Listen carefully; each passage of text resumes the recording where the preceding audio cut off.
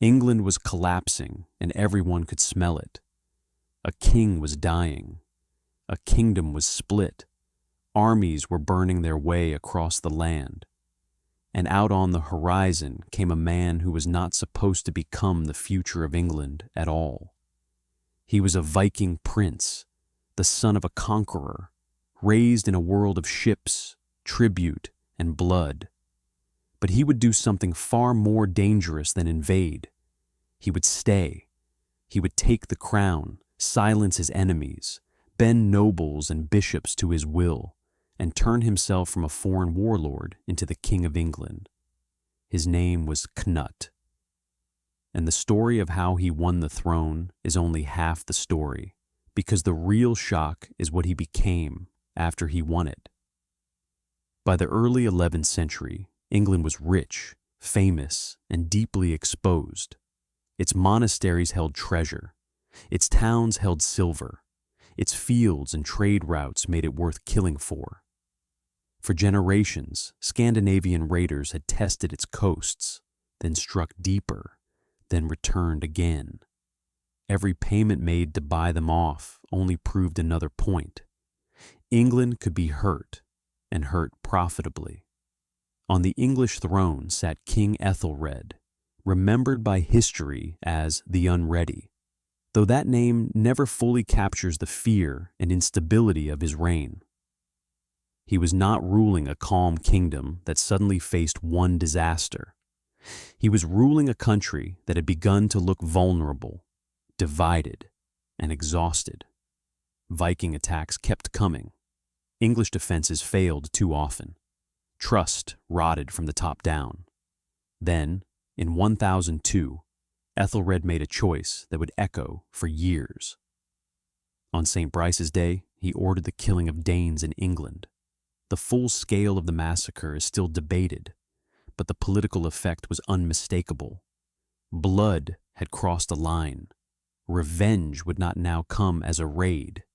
It would come as a campaign. In Denmark, King Swine Forkbeard had every reason to answer. He had already fought for power across the north. Now England had given him something even stronger than ambition. It had given him cause.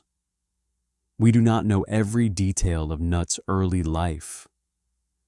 The record leaves shadows where we would most want clarity, but we know enough to see the outline clearly.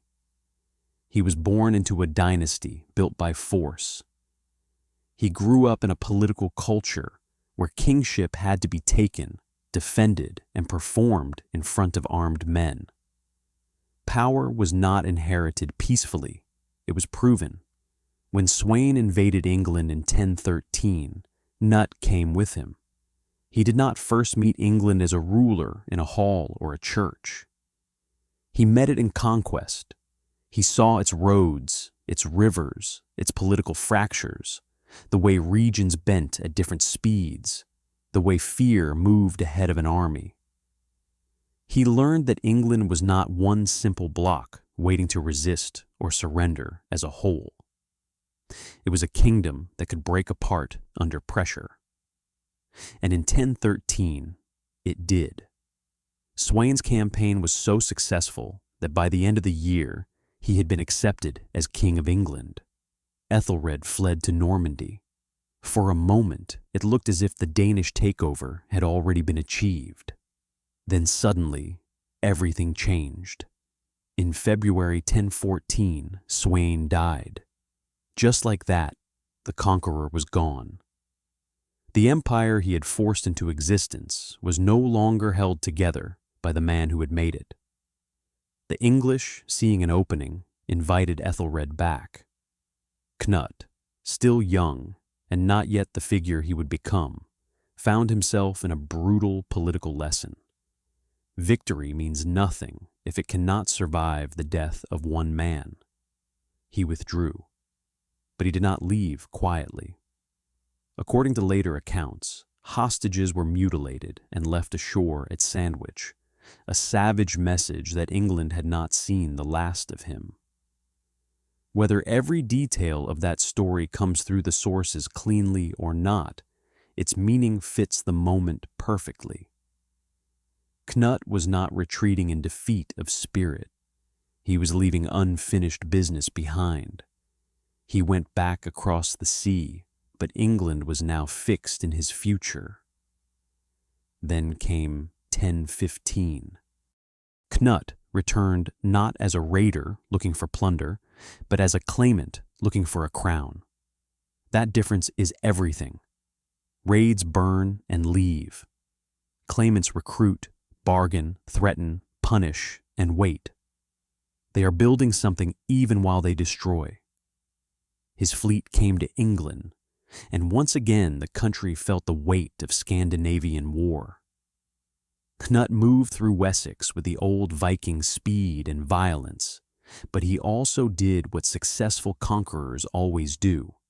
He turned division into a weapon. One of the most important men in England, the notorious Edric Striona, shifted sides and joined him. That was not a small convenience.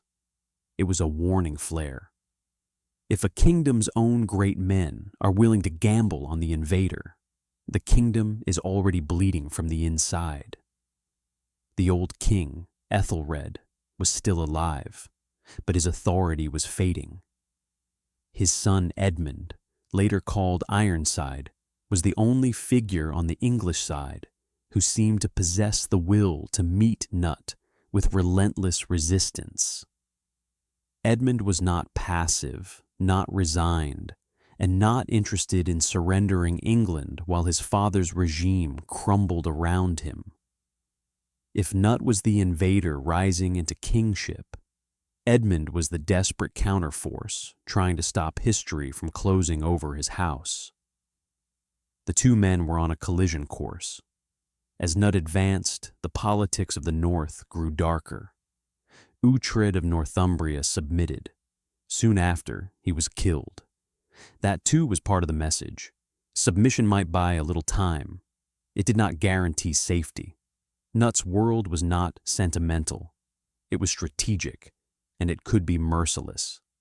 Then, in April 1016, the struggle sharpened into something even more dangerous. Ethelred died. Now the throne was open, and England split over who should hold it. London backed Edmund. Other leading men chose Knut. In one kingdom, two kings. In one war, two futures. This is the kind of moment where countries can vanish. Edmund did not fold. He fought, and he fought hard. That is one reason his memory survived so fiercely. He was trying to hold together a kingdom that was coming apart under invasion, betrayal, exhaustion, and sheer accumulated damage. He gathered armies, lost them, raised more, struck again, relieved London, fought through one campaign after another. The pace was punishing. Neither side could afford to blink. London was not just another place on the map. It was wealth, symbolism, and legitimacy. If you wanted to claim England, you needed the political heart. London resisted Knut again and again, proof that conquest was not yet complete. So the war turned into a test of endurance. Knut had advantages that made him terrifying. He had a battle-hardened force, seasoned commanders, and the aura of inevitability that comes when enough men have already switched to your side. But Edmund had something equally dangerous: urgency. He was fighting for a crown already slipping from his house, and that kind of desperation can keep an entire cause alive long after logic says it should be over.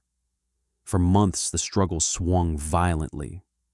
Men marched, regrouped, attacked, withdrew. The country itself paid the price. Every movement of armies meant food taken, towns frightened, loyalties tested. Every noble had to think not only about honor, but survival. Stay loyal to the old line and die if Knut wins. Switch too early and be remembered as a traitor if Edmund survives. In wars like this, everyone is calculating. and every calculation feeds the next betrayal. Then came the battle that would decide almost everything. Asandin, October 18th, 1016. Even the exact location is debated, but the importance is not. This was the moment when all the pressure of the campaign narrowed into one brutal collision. Edmund brought his army against Knut in what looked like one more chance to turn the tide, one more chance to break the invader before England was lost. Instead, the battle broke England's resistance. The details in the sources are tangled, as medieval battle narratives often are, but one name hangs over the disaster like poison: Edric Striona. The same Edric whose loyalty had already shifted before is tied in the tradition to betrayal at the decisive hour. Whether by flight, treachery, or collapse, the English line failed when failure would be fatal, and Knut won. Not just a battlefield win, not just another clash in a long campaign. This was the kind of victory that changes negotiation, confidence, and destiny all at once. After Asandun, Edmund was no longer fighting from strength. He was fighting from the wreckage of what might have been enough. A settlement followed. England would be divided. Edmund would keep Wessex. Knut would take the rest. Think about how close that is to a different history. If the story had frozen there, England might have remained split, with two rulers, two courts, two futures growing side by side in tension. The House of Wessex might have survived in the south. Knut might have remained a conqueror, but not the uncontested king of all England. But history did not stop there. Just weeks later, on November 30th, 1016, Edmund died. And with that, the road opened. Knut became king of all England. That is the famous part, the headline part, the Viking who won the crown, the foreign conqueror who defeated the last great resistance of the old royal line. It is dramatic enough on its own. But here's where the story gets more interesting. Winning England was one challenge. Keeping it was another. And many conquerors fail at the second part. A kingdom taken by force can turn on you the moment your army weakens, your nobles doubt you, or your image hardens into that of a permanent outsider. Knut seems to have understood this quickly and with remarkable intelligence. At first, he was ruthless. He rewarded followers with English estates. He removed threats. Edmund's brother Edwig was killed. Other prominent men were killed, outlawed, or pushed aside. This was not softness. This was consolidation. But he did not stop at fear. A lesser conqueror might have remained what he began as, the leader of a victorious army feeding on England. Knut did something more sophisticated. He began to transform himself from a Danish warlord ruling England into an English king who happened to be Danish. The distinction sounds small. It was enormous. In 1017, he married Emma of Normandy, the widow of Ethelred. Politically, it was a masterstroke. Emma was not just a queen dowager. She was a living connection to the dynasty Knut had displaced, and she carried her own international importance through Normandy. By marrying her, Knut did several things at once. He strengthened his legitimacy inside England. He reduced the danger that Normandy would champion Ethelred's sons against him, and he wrapped his conquest in dynastic continuity. It was hard to sell him now as merely the foreign destroyer when he sat beside the former English queen. Knut could be brutal, yes, but he was not ruled by battlefield instinct alone. He could think in symbols, succession, image, and long-term stability. Then came another crucial move. In 1018, a vast payment was made to settle the burden of war and pay off his forces. Soon after, Knut dismissed much of his fleet. That decision matters because fleets are how Viking kings project threat. Ships are freedom, intimidation, mobility. To send much of that military weight away was to say something important. I do not intend to sit on England only as the captain of an occupation force. I intend to rule it. And he did. Over time, the raw Danish edge of his regime softened into something more blended and durable. Englishmen held high office. Law and administration were not swept away and rebuilt from nothing. Knut worked with existing structures because existing structures were useful. England had long traditions of government, taxation, and royal authority. A smart conqueror would use them. Knut was smart. He also understood the church. That mattered immensely in a kingdom where bishops and abbots did not merely pray. They legitimized, recorded, advised, and shaped memory. Knut became a generous patron of the church. He supported religious houses. He associated himself with Christian kingship. He issued laws. He presented himself not as a pagan barbarian gripping a stolen crown, but as a rightful ruler under God, responsible for justice and order.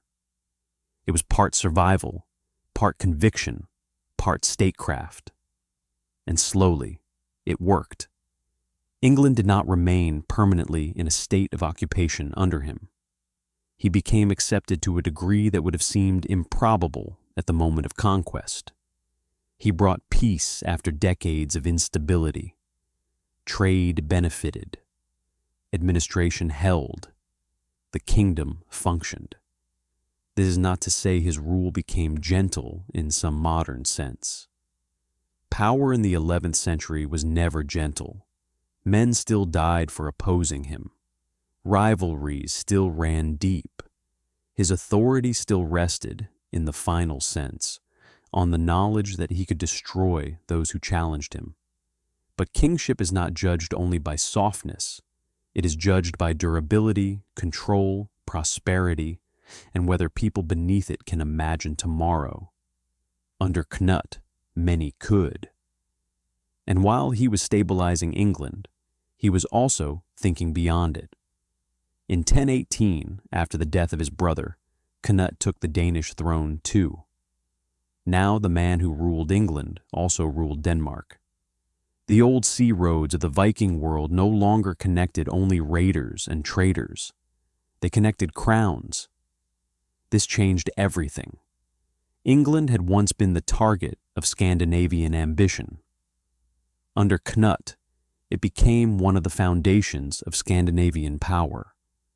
The wealth of England, its administration, its revenue, its political prestige, all of that could now feed a wider northern empire. Historians later called it a North Sea Empire, and for good reason. It was not an empire in the later bureaucratic sense. It depended heavily on Knut himself, on ships, alliances, fear, and personal rule. But during his lifetime, it was real. It made him one of the most formidable rulers in Europe. He was not a curious footnote in English history. He was a major European ruler whose authority stretched across England, Denmark, and later Norway, and whose diplomacy reached into the highest politics of the continent. Yet maintaining that kind of power meant more conflict. Scandinavia was not a calm inheritance.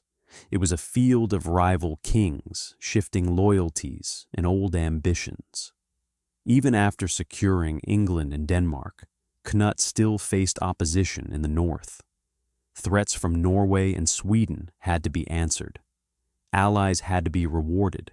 Regents had to be trusted or watched. At one stage, his own regent in Denmark, Ulf Jarl, became entangled in resistance against him. The relationship shattered. Scandinavian tradition later blamed Knut for Ulf's death soon afterward. Whether viewed as justice, vengeance, or cold necessity, the pattern is familiar by now. Nut could reconcile when useful. He could also strike without sentiment when he believed the structure of his power was at risk. That relentless instinct helped him survive. In 1027, Nut traveled to Rome. It is one of the moments that reveals just how far he had moved from his origins as a prince of Viking warbands. He went as a king attending the coronation of the Holy Roman Emperor Conrad II, and he moved in a world of emperors, princes, bishops, and papal politics. This was not the edge of Europe. This was its center, and Nut was there not as a curiosity, but as a respected power.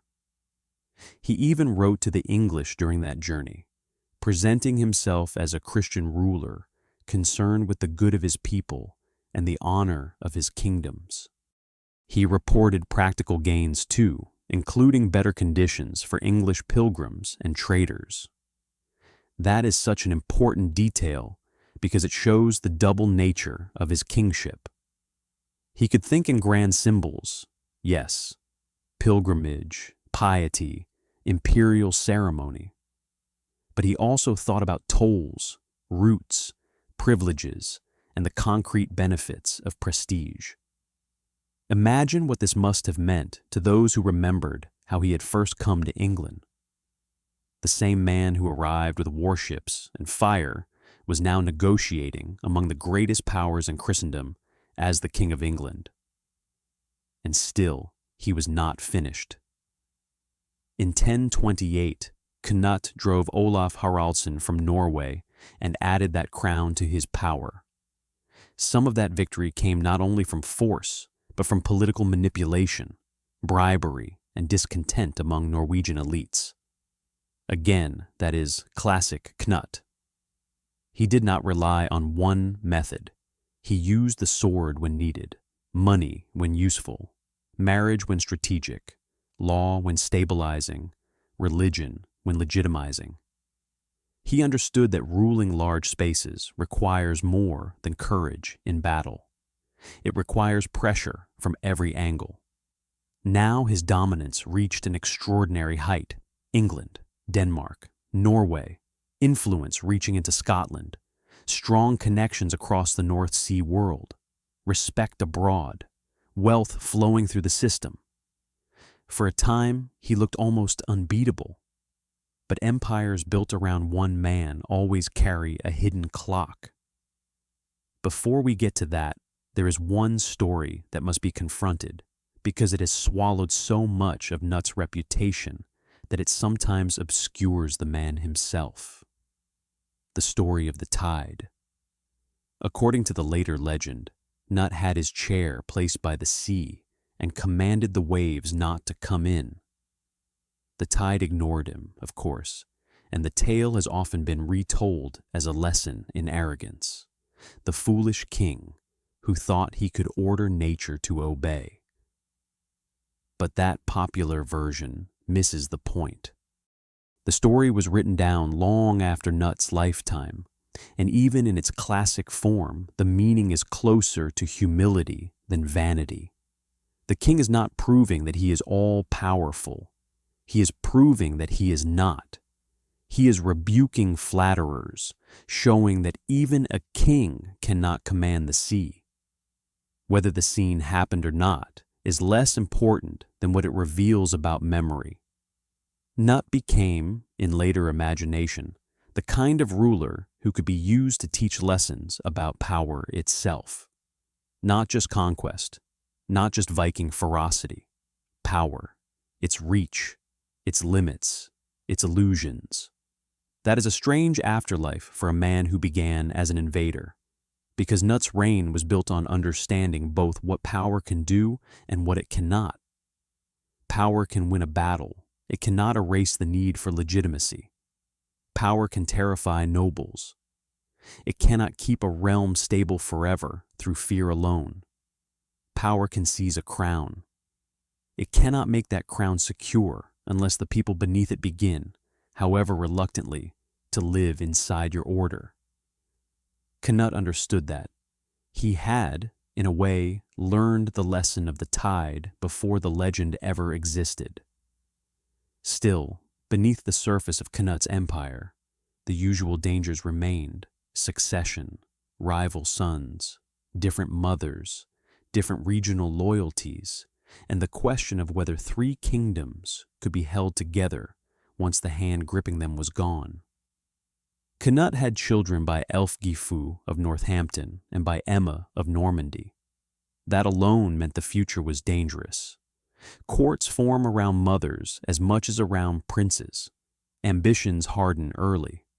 A ruler may command obedience while alive, but after his death, every unresolved compromise returns with teeth, and Nut could not outlive that problem. He died on November 12th, 1035. He was around 40 years old, not an old man, not a ruler fading gently after a lifetime of peace.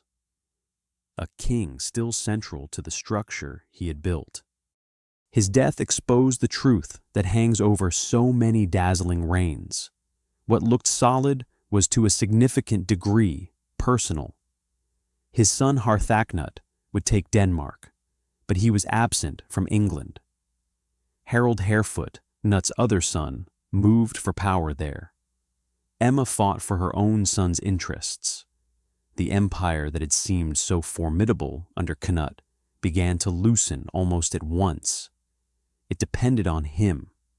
He built a realm through conquest, caution, intimidation, adaptation, and intelligence, and he held it together because he could do what most men could not. The collapse after his death only shows how much of the structure was his achievement. So, what was a Nut, really? A Viking raider who got lucky? Not even close.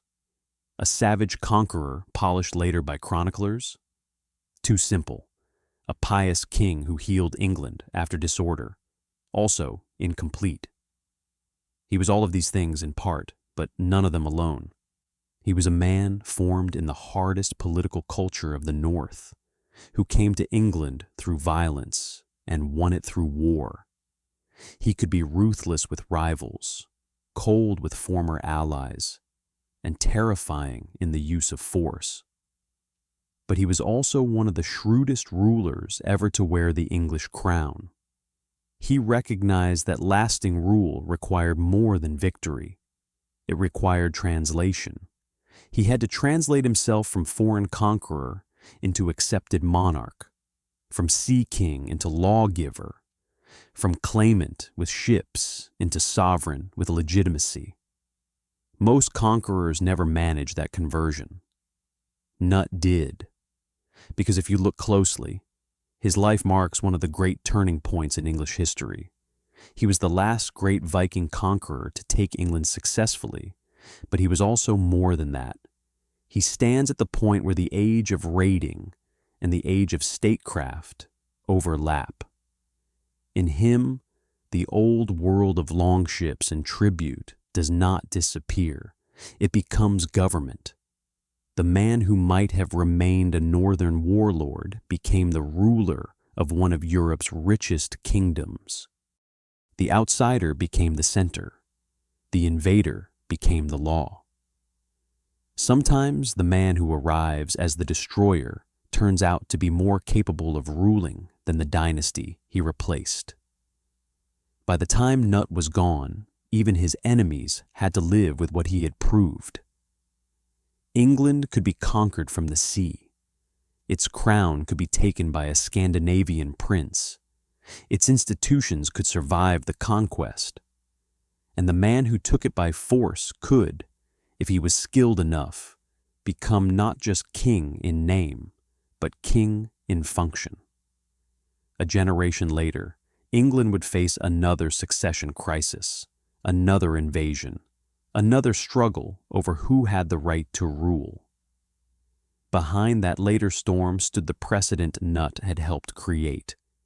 The kingdom was powerful, desirable, and vulnerable to men bold enough to cross the sea and claim it. But Nut's own achievement remained distinct. Others invaded England and burned it. He invaded it and ruled it. Others could win battles. He won a political order. Others looked at England and saw silver.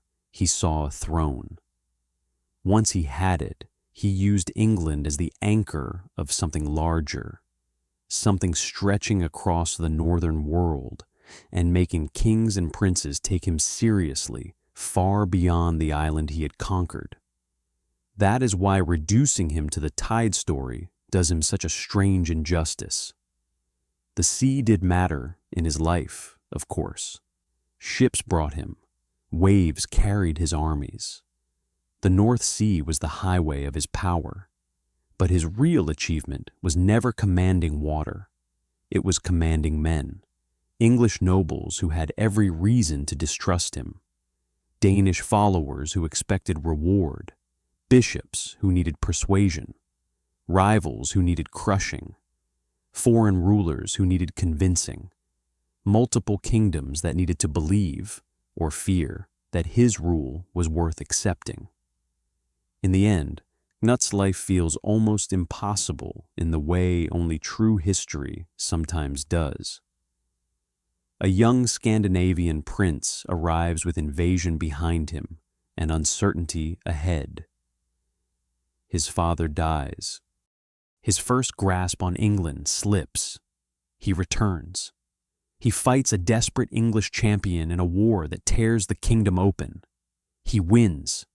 He hardens his grip with calculated violence. Then, instead of remaining a hated occupier, he remakes himself into a functioning king, a Christian ruler, an imperial power in the north, a man treated with respect in Rome, a monarch whose realm touched the politics of England, Denmark, Norway, and beyond. That's not the story of a lucky barbarian. That is the story of a rare political animal. Knut still fascinates because he forces us to give up simple categories. He was not only Viking or only king, not only foreign or only English, not only destroyer or only builder.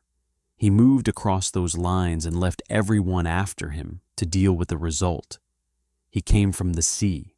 He came with war. He came as the enemy, and he became King of England. Not for a month, not for a moment of chaos, but for nearly 2 decades. Long enough to change the kingdom. Long enough to reshape the North. Long enough to prove that the most dangerous invader is not always the one who burns your country, but the one who learns how to rule it.